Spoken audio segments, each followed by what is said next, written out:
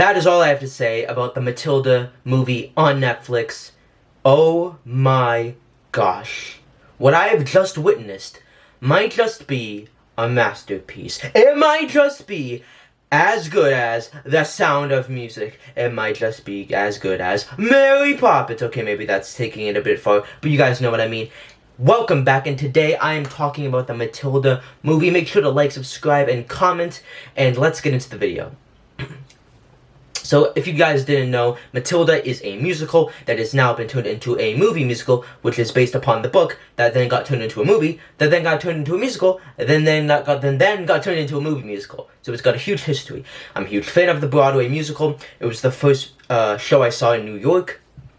I actually went on the stage of the Matilda.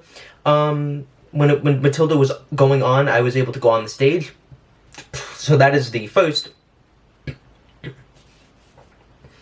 and only Broadway stage I have ever been on, but it was a complete honor. Very rickety set. I don't know how they danced on that. But anyways, I'm a huge fan of this. I've had a huge history with this musical. I'm a dedicated fan, and I told myself, Andres, do not take it easy on this movie musical adaptation, because I am a Matilda devotee. I love the movie, I love the book, and I love this musical. So I was going in it with high expectations, and I was a little bit nervous because Matthew Warchus, who is the original director of the play, of the musical, was going to be directing this, and historically, musical directors do not make good movie musicals, the producers in Dear Evan Hansen and Rent being three classic examples.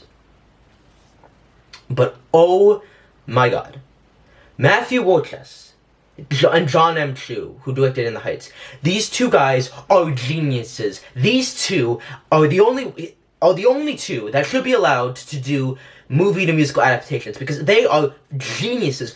The way he's able to translate this musical into film is brilliant. What movie musicals need to do is to be able to translate the language of it from a musical language to a film language, and that's something that Dear Evan Hansen failed to do, and that's why it didn't work, along with Ben Platt.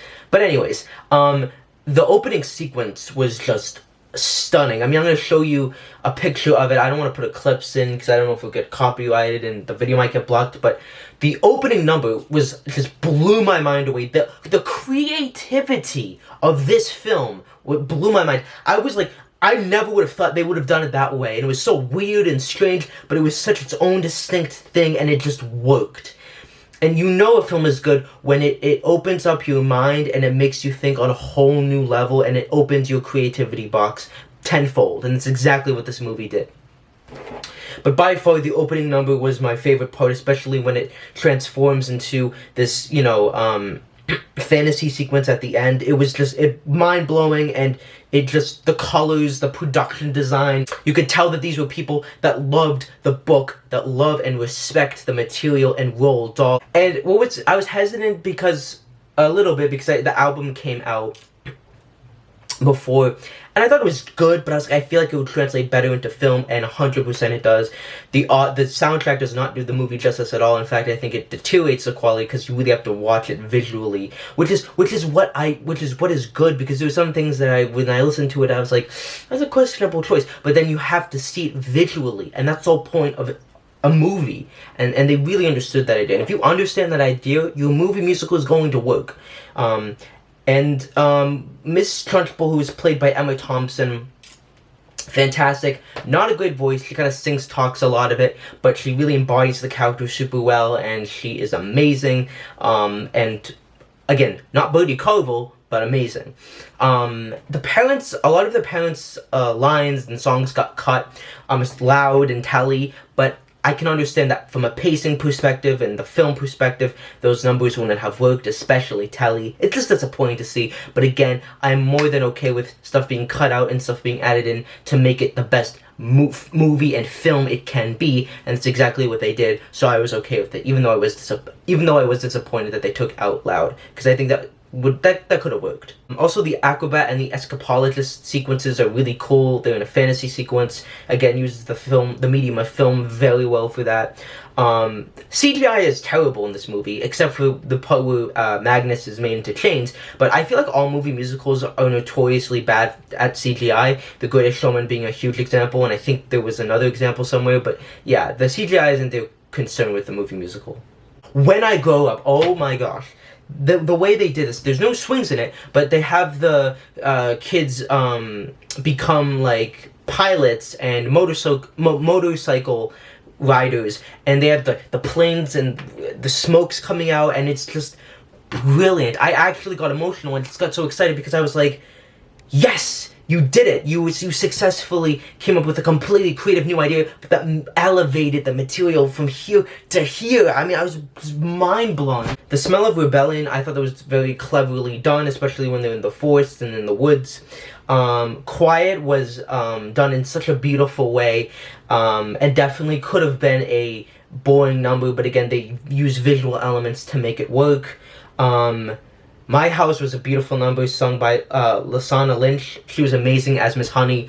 And my only quarrel is sometimes the lighting in certain sequences felt a little bit more TV, and then other times when they were in more natural settings it felt more like a movie. But I think that's just kind of the Netflix look, which I was fine with. But that was something that I noticed. Revolting Children, for some reason I got emotional. Like I was crying watching Revolting Children. I don't know if it's because I was super invested in the characters, but them, tearing down the statue and them celebrating, it just, I don't know, maybe it made me super happy. I'm not sure why, but I got really emotional. And then I was bawling my eyes out like a little kid with the final number, which I wasn't a huge fan of listening to, called Still Holding My Hand. But when you see it, it melts your heart, and I was in tears. I do not cry at movies and films. And I've not cried at this level maybe ever in my life. And I've been alive for almost 2 decades, almost 20 years. And that last chunk of the movie, that last song, I mean, wow. Just go watch this movie and you'll understand what I'm saying. Words cannot justify it. You need to watch it. Because that final song is so beautiful. And it got me emotional. And I don't know why. And that's how you know a movie is successful. Is when it touches you and it makes you cry. And yeah, man, this is a solid 10 out of 10. Masterpiece, perfect film, which is not a lot of things I can say about most films. I think the only film that might surpass that would be Tick, Tick, Boom. But this film was such an incredible adaptation of the musical. Make sure to go watch it on Netflix.